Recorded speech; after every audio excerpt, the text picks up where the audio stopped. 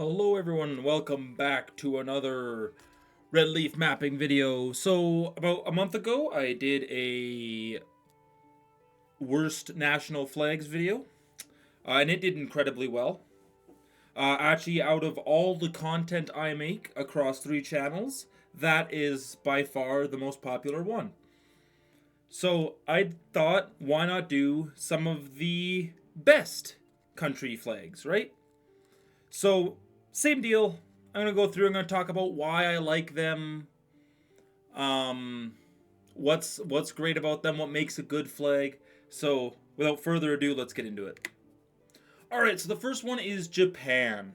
So, Japan is one of the world's best flags because it's incredibly simple but still very meaningful. For a flag to be considered a good flag, you have to have colors and symbols that mean something that the people, the culture can relate to. And Japan does a great job with that, with using the red sun, the rising sun in the middle to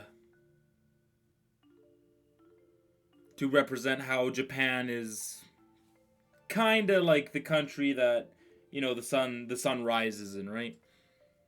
So you get it, you understand. And they didn't have to do too much. They used 2 colors and 1 shape. Now, normally I would be like, well, that's a bedsheet flag. But the thing is, it's different because it's not a seal. It's not the Japanese seal. It is just a little representation of the sun. So, moving on to my country, Canada. So, Canada's flag, before we adopted this one in 1965, was terrible. A terrible, terrible flag. It was a British ensign. It had the Union Jack in the corner, and then a Canadian crest, and it got overly complicated. I'm so glad we went with this. This is another great example of using 2 colors, just like Japan, red and white, to express things. Now, online you'll see different variations of the Canadian flag. You'll see one with a pot leaf, because Canada's very cannabis, open to cannabis. I myself use cannabis. Um, you'll see ones that have like the LGBTQ colors down the side instead of the red on the sides there. And you'll see flags like that.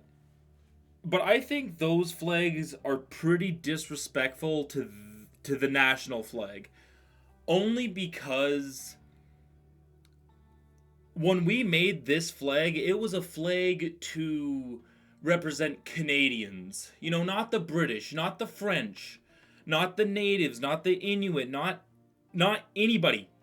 Meant to represent Canadians. And when you take it and you make it for one group, that is completely disregarding and disrespecting the reason we have this flag. I might be a little biased, but you know what? It is what it is.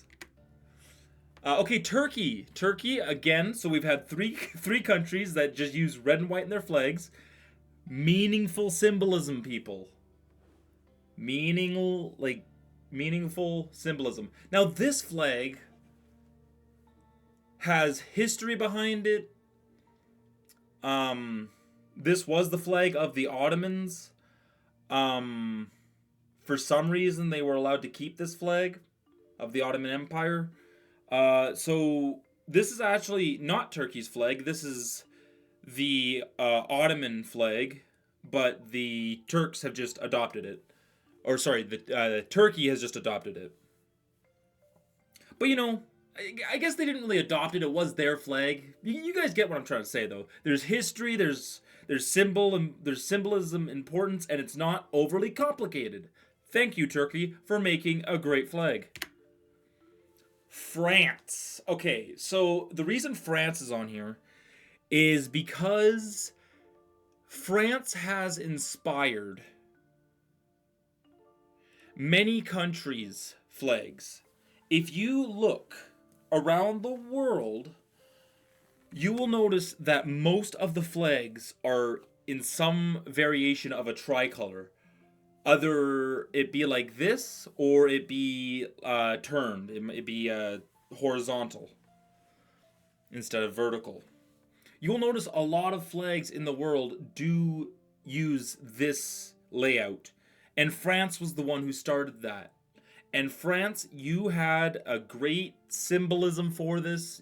The colors, um, the red and the white on, or sorry, the blue and the red on the ends is squishing the white, which represents the monarchy, and then the blue and the red represent the ideals of republicanism. So very meaningful, great flag, and you inspired so many other flags when they transitioned out of monarchies into republics. Great flag of France. Poland. Okay, so Poland, not quite as a used flag, but they do use this flag. I mean, Liechtenstein uses a flag like this. Ukraine uses a flag like this. Indonesia actually just flips these colors around. Monaco uses a flag like this. And again, it's simple. It's meaningful. It's got the symbolism. I don't know why the red is look like it's sitting further forward. I don't know what that is, but that's weird. I'll try to ignore it. But yeah, I do feel Poland could slap like a white eagle or something on their flag, but they don't need to. I just personally, that's what I would like to see. But you know, I'm not Polish. The Polish can do whatever they want with their flag. It's their flag. Great flag, Poland. Absolutely love it. So this is Indonesia. I just put this in here because I wanted you guys to literally see that they just have a bit of a brighter red and they switch the colors around. That's all I wanted to say. Indonesia has a great flag for the same reasons. Mexico. Okay. So I'm I'm gonna backtrack a little bit on something I said in one of my other videos. I think it was I brought it up a lot. I brought it up a lot in the ranking American video. So yeah, ranking American state flags. But okay, so this is the flag of Mexico. It's a tricolor, but it has a crest in the middle. And you guys know that I do not like coats of arms, crests, seals, family like crests or seals or anything like that.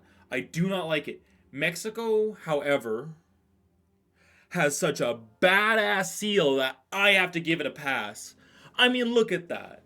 Is that not the greatest thing you've ever seen? A golden eagle holding a snake and like in its mouth and claws standing on a cactus surrounded by olive leaves and a little Italian flag, which is supposed to be the Mexican flag, but then they'd have to put another eagle on there, which would ruin it.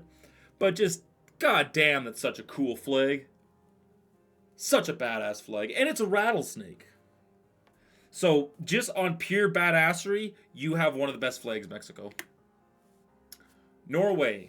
Okay, so Norway's on here because it's just the example I'm using for the Nordic cross kind of flag.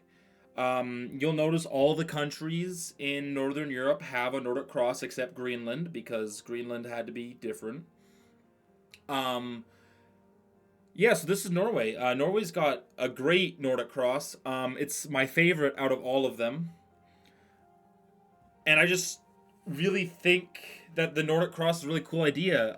Actually, Germany, after World War II, had a flag proposal that was a Nordic cross using the German colors of gold, red, and black. They didn't go with it, obviously, but, you know. The German flag is also a very good flag. It's not in this video, but I didn't include all of them. India. India I like because of the symbolism, the meaning. Like, their flag is like a perfect example of what India should aspire to be. I know it's got some problems and it needs some work, but I feel they're close. I feel they're very close. So, The orange on top, which orange in a flag? Are you kidding me? You don't see a lot of orange in flags. I think India and Bhutan, which I can't remember if I included Bhutan, but I should have. If I didn't, I'm gonna be upset with myself. They got like a cool thunder dragon god on their flag. They also win just based off badassery. But anyways, yeah, I think it's just those two. I can't think of any others, unless maybe there's like a little bit of orange somewhere. Anyway, so the orange represents the Hindus or Punjabi. No, I think yeah. I'm pretty sure it's the Hindus, because yeah. That's the predominant one, right? Is the Hindu religion. Anyways, the orange represents that religious group. The green represents the Muslim minority in India because of Pakistan, but you know, there's still lots of Muslims in India. And then the white represents peace and unity amongst those two. I would have put the two colors together, like just get rid of the white. But the white represents, you know, the peace, so that's good. And I just love that symbol in the middle. Something chakram, I think it's called, but it's just so good. I love it. South Africa. Okay, so South Africa did something that I did not think would be a good idea. It is included 1, 2, 3, 4, 5, 6 colors in its flag. 6 colors. Remember when I said you need to keep the colors simple? You need to, don't use too many colors? South Africa somehow took 6 colors and made it work. I absolutely love that. This is a great flag. Great flag. I'm not 100% on the meaning behind it, but it just there's a lot in South Africa. Like, you know, there's a lot. So this is a great flag. I think it really represents the diversity in South Africa. Morocco. Okay, so this is the last one. I don't know what happened to my exit card, but I can't seem to find it, so I'll have to make a new one. But I wanted to get this video out. So anyways, this is Morocco. Morocco has taken a very cool flag. And just like I think this is like a really old flag. I'm not really too sure, but the star, which is not a Star of David. I had someone mention that to me. They were like, "Isn't that the Star of David?" And I'm like, "No." I just call it the Moroccan star. I'm not sure what it is, but it's not a Star of David. But this is a great flag simply because the meaningful, you know, it's meaningful. It stands out. I really should do a video on flag criteria, what makes a good flag. But anyway, this flag stands out. It's great. It's got great symbolism, and if I'm remembering it correct, it does have a very good history, very long history. But anyways, I will leave you guys with that.